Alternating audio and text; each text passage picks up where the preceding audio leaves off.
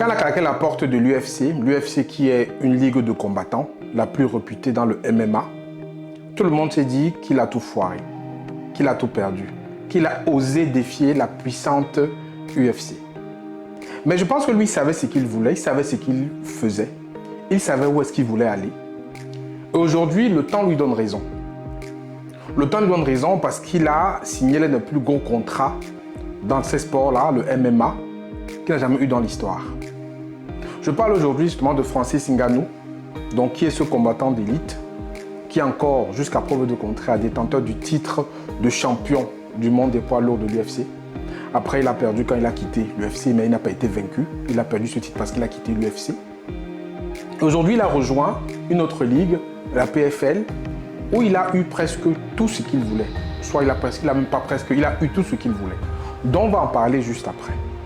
Mais ce que je veux qu'on comprenne par rapport à ça, c'est que on va l'expliquer en détail, mais il faut comprendre d'abord d'entrée du jeu que quand on a un objectif qui est bien défini, quand on sait ce que l'on souhaite et qu'on met en place les actions qui vont avec, généralement, on n'est pas loin de toucher sa cible.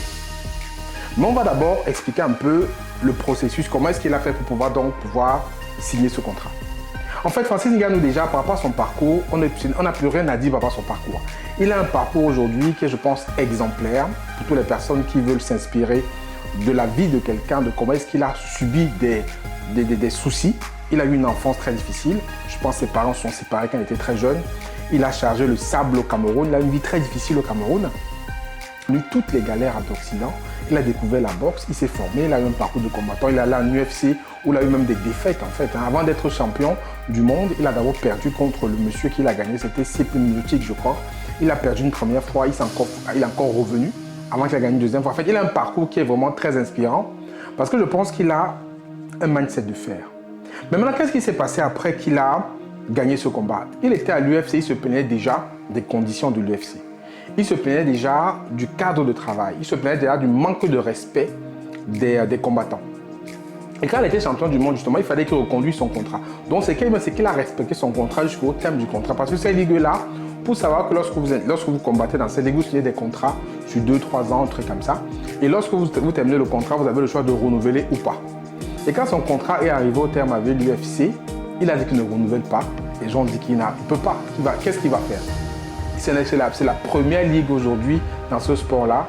Qu'est-ce qu'il va faire? Les gens ont dit non, il va créer sa propre ligue, il va s'engager dans la boxe. En fait, il y a eu beaucoup de spéculations, mais je pense que lui savait ce qu'il voulait. Et il a pris le temps de chercher, d'analyser, de définir les propositions qu'on lui a soumises. Et il a choisi la proposition qui correspond à ce qu'il souhaite. Donc maintenant, on va voir ce qu'il a obtenu de la PFL. Et je veux que vous compreniez bien que vraiment c'est quelqu'un de bien. C'est un bon gars, ça c'est sûr. Parce qu'on voit ce qu'il a obtenu et on voit ce qu'il a voulu avoir, il a eu pour lui et pour les autres. On ne peut que dire que c'est un bon gars. Ce qu'il a obtenu d'abord, c'est quoi? Il a obtenu premièrement d'abord un bon salaire parce que ce qui se plaignait d'abord à l'UFC, c'est qu'il n'était pas assez bien payé.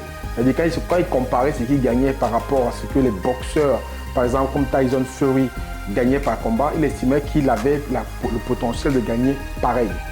Donc il a d'abord obtenu un beau contrat. Les chiffres ne sont pas dévoilés, mais on dit que c'est le plus beau contrat signé dans ce domaine-là.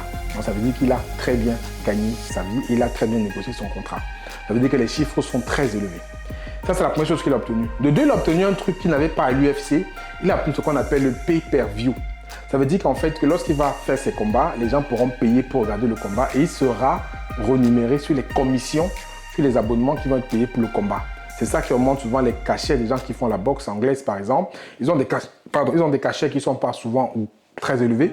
Mais le pay-per-view, ça veut dire que lorsqu'ils combattent, les gens qui n'ont peut-être pas l'abonnement de la chaîne vont payer juste pour regarder le combat et ils ont des commissions dessus. Donc, il a obtenu ça, c'est que l'UFC ne voulait pas lui donner. Ensuite, il a obtenu que son adversaire soit aussi bien payé et que son adversaire ait un cachet minimum, même si c'est lui la star, que l'adversaire ait quand même un cachet intéressant. Ça, c'est très bien parce qu'il a pensé aussi à ceux qu'il va combattre. Après, il a aussi obtenu du fait qu'il soit le représentant des combattants au siège de la PFL. Parce qu'effectivement, il se plaignait que les combattants n'étaient pas assez respectés à l'UFC, mais il a obtenu le fait qu'aujourd'hui, lui va représenter les droits des combattants au sein de la PFL, ce qui est très intéressant. Ça veut dire qu'il va porter la voix de ceux qui n'ont pas généralement de voix, parce qu'effectivement, il va leur défendre mettre le droit à ce niveau. Il faut retenir en fait que la PFL, je pense, et je prends le pari, que la PFL, avec ceux qui sont arrivés dans cette ligue-là, que ce soit Francis Ngannou, que ce soit Sodé Kindoumbe, de très beaux combattants, la PFL va rivaliser l'UFC d'ici quelques années. Prenons date et on en reparlera. Après, ce qui m'a beaucoup plu, et ce qu'il a obtenu qui m'a beaucoup plu vraiment, c'est qu'il a obtenu en fait qu'il devenait président de la PFL pour l'Afrique. Et qu'il a aussi obtenu le fait que la PFL va s'engager à investir et à développer ce sport en Afrique. Il faut savoir que Francis Ngannou a déjà un centre où il entraîne des personnes au Cameroun au combat au MMA, mais il va encore accentuer son implication avec cet engagement de la PFL de pouvoir investir sur le continent. Ce qui est très bien parce que je pense que on néglige beaucoup le sport dans nos pays. Pourtant, le sport, c'est aussi un vecteur d'émancipation. C'est un vecteur déjà d'impérialisme aussi. Et c'est un vecteur de développement, un vecteur de colonisation aussi. Parce que le fait qu'on parle de Francis Ngannou aujourd'hui, un Africain dans ce sport-là, il impose. On parle de l'Afrique, on parle du Cameroun. Donc le sport, c'est aussi un vecteur d'impérialisme. Donc ça veut dire qu'on va avoir des combattants très forts qui vont venir d'Afrique. Ils vont aussi, d'une certaine façon, avoir une sorte d'impérialisme dans l'autre sens. Où ils vont venir en Occident aussi, occuper l'espace et parler d'eux. Donc, c'est très important qu'on développe donc ça en Afrique parce que ça peut aussi avoir un impact. Il n'y a pas que le digital, il n'y a pas que l'entrepreneuriat, il y a aussi le sport qui peut être un vrai vecteur de développement et d'émancipation. Et il a obtenu en fait que la PFL donc investisse en Afrique. Et c'est que je prends par rapport à ça, je pense qu'en tête, je ne suis pas dans la tête de Ngannou, Francis, mais je pense qu'il a en tête un combat qu'il va faire en Afrique. Je ne sais pas quand, mais je suis certain que dans sa tête, dans les mois, dans les années qui vont venir, il y aura un combat de Francis Ngannou, on ne sait pas encore avec qui, mais en Afrique. Le pays qui aura la chance d'accueillir ce combat, je ne sais pas encore, mais je pense qu'il va nous faire un combat comme Mohamed Ali et Frazier, qu'ils ont fait à Kinshasa. Il va en faire un combat en Afrique. J'en suis certain que c'est quelque part dans sa tête. Et comme il est un peu cachotier, il n'en parle pas, mais je pense qu'il va nous réserver une belle surprise. En 2024-2025, il va combattre quelque part en Afrique. Donc voilà un peu.